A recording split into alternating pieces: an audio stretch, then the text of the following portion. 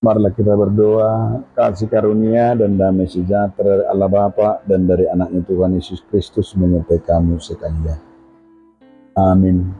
Bapak, Ibu, Saudaraku, di dalam nama Tuhan Yesus Kristus, firman Tuhan bagi kita hari ini tertulis dalam kitab 1 Petrus 4 ayat 12 sampai ayat 13. Saudaraku yang kekasih, janganlah kamu heran akan nyala api siksaan yang datang kepadamu sebagai ujian, seolah-olah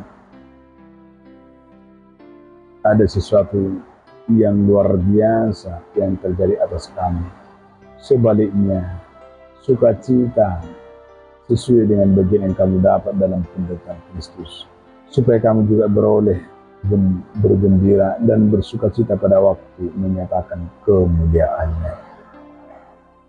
Ale kahaulongan unang majadi pijirohamu na hamohoponi naro mangudihamu unang masong sabari jirohamu na marlas jirohamahamu maguru kusarmu na diat kahapusun na tinani Kristusi asa dohot hamu marlas jiroha jala Maria di nagari patarha sana. Demikian firman Tuhan. Bapak, Ibu, Saudaraku, dalam nama Tuhan Yesus Kristus, judul renungan kita hari ini tetap bersukacita.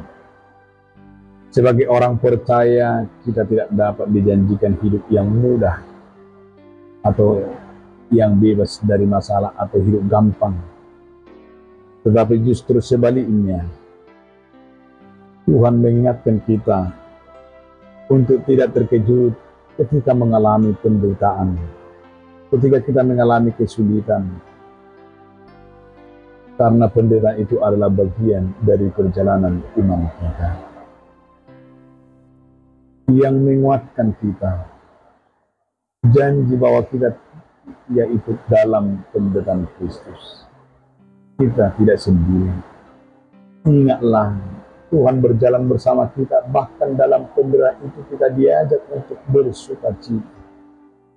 Bukan karena penderitaan itu menyenangkan, tetapi karena kamu tahu penderitaan itu sementara dan memiliki tujuan.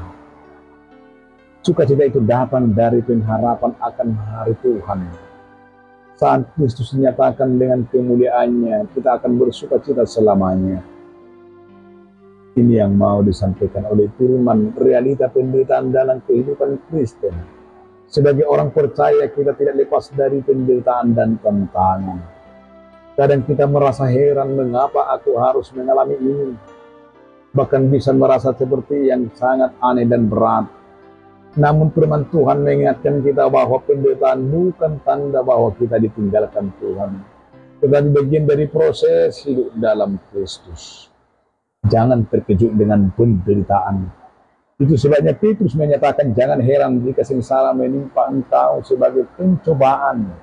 Karena penderitaan bukan sesuatu yang harus membuat kita terkejut, tetapi membuat kita justru sebagai proses fit and proper test, seperti ujian dan menguji kita untuk memurnikan iman kita. Namun yang mau disampaikan oleh Petrus, ikut serta dalam penderitaan Kristus. Kita dipanggil untuk ikut serta dalam penderitaan Kristus, bukan menghindarinya. Kita mau mengalami itu karena iman, menanggung kesulitan itu dengan sikap yang benar, hidup berani dan setia walaupun diuji. Walaupun kita mengalami banyak tantangan, tetaplah bersukacita. Di luar itu semuanya kita akan ketakutan. Yang mau kita lihat dan kita rasakan yang luar biasa di saat kita ikut dalam penderitaan Kristus, itu akan mengajak kita justru hidup dalam sukacita. Karena penderitaan memperkuat iman kita. Karena kita tahu penderitaan itu bersifat sementara. Karena kita menantikan waktunya dan kedatangan Kristus yang membawa sukacita yang kekal.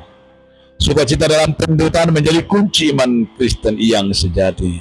Sukacita bukan karena sukacita dunia, melainkan sukacita rohani yang dalam, yang berasal dari Tuhan.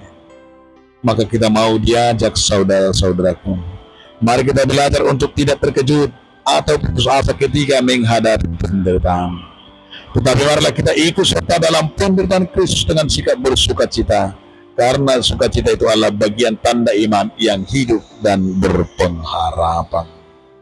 selamat, merasakan dan hidup dalam sukacita dalam Kristus. Bersukacitalah. Filipi 4 ayat 4. Tetaplah bersukacita dalam Tuhan. Senantiasa sekali lagi katakan bersukacitalah. Amin.